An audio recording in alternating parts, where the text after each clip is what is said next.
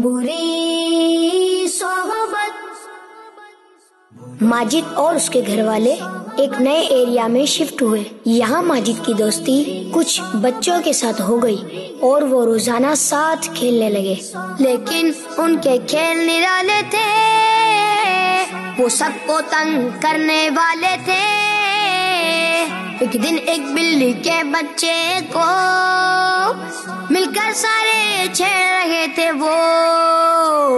माजिद के अब्बू ने उन्हें मना किया।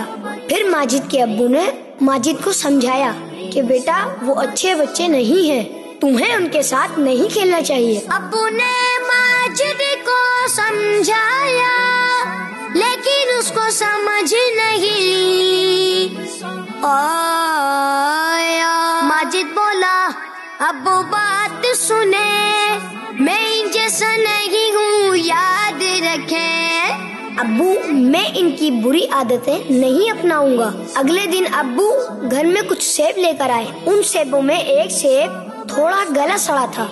माजिद ने वो सेब देखकर अब्बू से कहा, अब्बू सेबों में ये सेब बड़ा लगता है काफी गला सड़ा, आप कहें तो अलग इसे कर दूं या फिर इसको जाया ही कर दूं। अब्बू ने कहा, नहीं बेटा अभी रहने दो, कल देखते हैं। अगले दिन देखा तो दागी सेब के साथ रखे सारे सेब दागी हो चुके थे।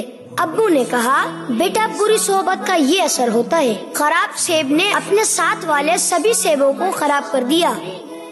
माजिद को भी बात समझ आई, उसने माफी अब्बू से चाही। आज से बात मैं आपकी मानूंगा, अब मैं इनके साथ न खेलूंगा। प्यारे आका सल्लल्लाहु अलैहि वसल्लम का फरमान आलीशान है, आदमी अपने दोस्त के दीन पर होता है, लिहाजा तुम में से हर एक को चाहिए कि वो देखे किससे दोस्ती कर रहा है। बच्चों का मदनी चैनल।